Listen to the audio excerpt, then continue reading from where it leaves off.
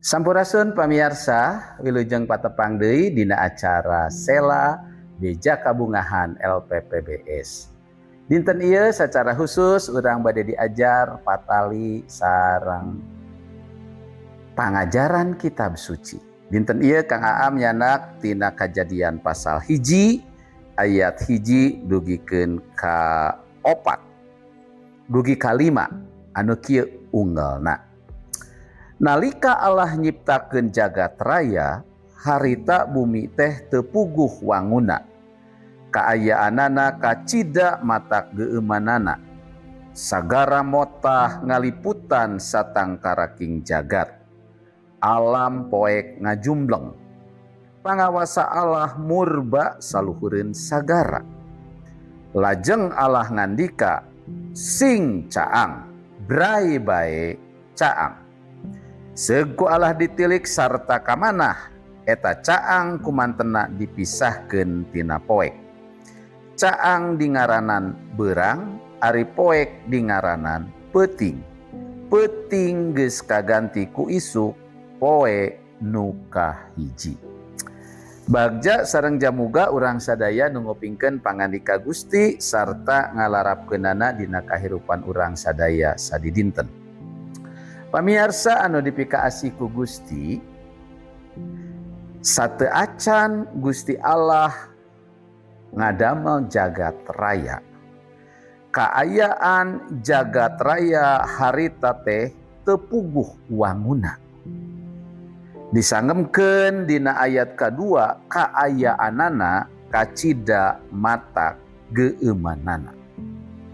Sagara motah ngaliputan satangkaring jagat, alam poek ngajumbleng.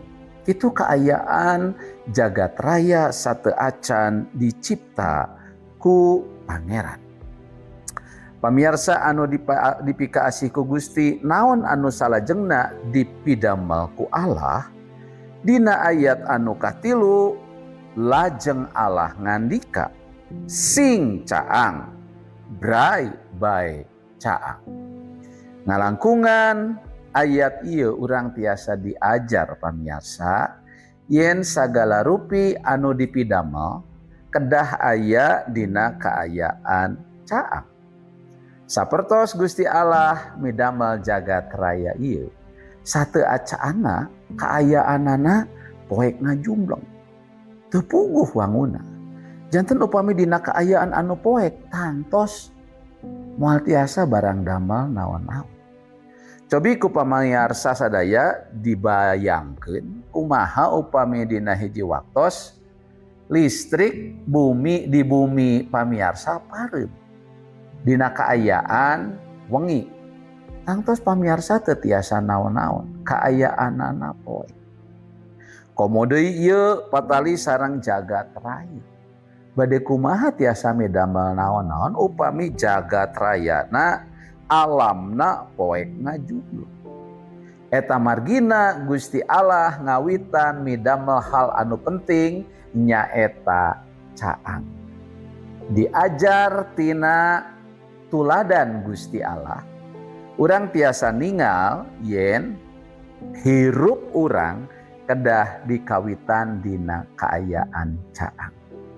Kunaon kitu pamirsa, kumargi Gusti kumanten parantos ngawanohkeun dirina yen Gusti teh Gusti caang, Allah teh caang. Upami Allah teh caang, tangtos urang sadaya kedah hirup dinu caang. Naon maksudna hirup dinu caang? Tangtos hirup dina kaayaan anu sae, dina kaayaan anu leres, dina kaayaan anu bener. Sabalikna upami hirup dinu poek, tangtos sagala rupi nu awon dipidamel kumargi kaayaanana poek. Eta margina dina kahirupan urang aya nu disebut alam poek sareng alam caang. Alam poek tiasa disebatkeun oge alam maut. Dinu poek mah hirup dinu poek mah tungtungna nuju kana maut. Eta margina Gusti ngawitan barang damel ngadamel caang. Supados sagala rupi tiasa dipidamel dina kaayaan caang. Jalmi anu hirup dinu caang tangtos moal sasab. Pamirsa, upami urang dina kaayaan nuju caang bade angkat-angkatan ka mana bae oge. Dijamin moal pati teuing sasab kumargi katinggal. Upami bade sasab ge tangtos tos terang kumargi katingali. Tapi upami urang dina kaayaan poek, panginten aya logak di payunan urang oge teu katinggal. Urang tiasa tigebrus.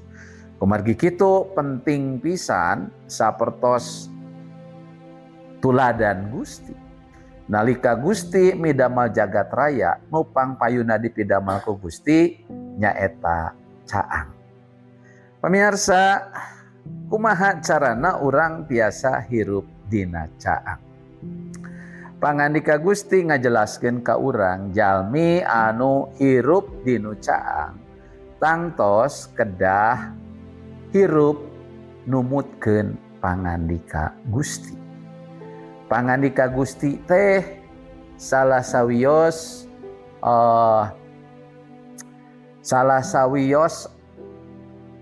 alat atanapi papakon pedoman kangge urang tiasa hirup dina caang. Pangandika Gusti teh caang. Dina basa Indonesia disangemkeun kieu. Firman-Mu itu pelita bagi kakiku dan terang bagi jalanku. Janten upami urang hoyong hirup dina caang, urang kedah tumut kana pangandika Gusti. Kumargi pangandika Gusti anu tiasa nyaangan kahirupan urang sadaya. Kumargi kitu, urang anu parantos terang ka Gusti, urang anu parantos wanoh sareng Gusti, urang oge disebut putra-putra caang. Kunaon disebut putra-putra caang? Kumargi urang hirupna dinu caang. Hirupna moal sasab. Hirupna parantos jelas ka mana tujuanana. Nah Gusti miharep urang anu tos janten putra-putra caang, janten tuladan anu sae, janten conto anu sae. Tiasa nyaangan kabatur. Naon hartosna nyaangan kabatur? Hartosna urang tiasa nunjukkeun jalan anu leres, tiasa maparin contoh nu sae. Karakter urang baris tumuwuh, makin lami makin sami sapertos karakter Gusti. Kumargi kitu hayu urang hirup dina caang. Hirup dina beberenderan, tumut kana pangandika Gusti, sareng urang tiasa ngalarapkeun pangandika Gusti dina kahirupan urang sadaya sadidinten.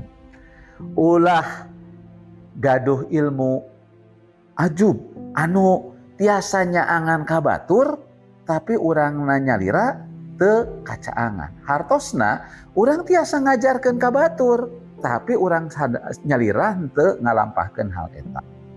Hayu urang diajar tina tuladan Gusti, yen Gusti parantos maparin tuladan, maparin contoh barang damel dina caang.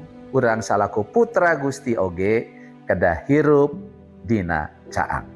Pamugi pamiarsa sadaya dinten ieu diemutkeun. Sagala rupi anu dipidamel ku pamiarsa kedah aya dina kaayaan caang. Ulah poek deui, ulah ngabohong deui, ulah teu jujur deui, tapi kedah leres-leres. Aya dina jalan anu lempeng, aya dina jalan anu caang. Gusti Yesus ngaberkahan pamiarsa sadaya. Amin.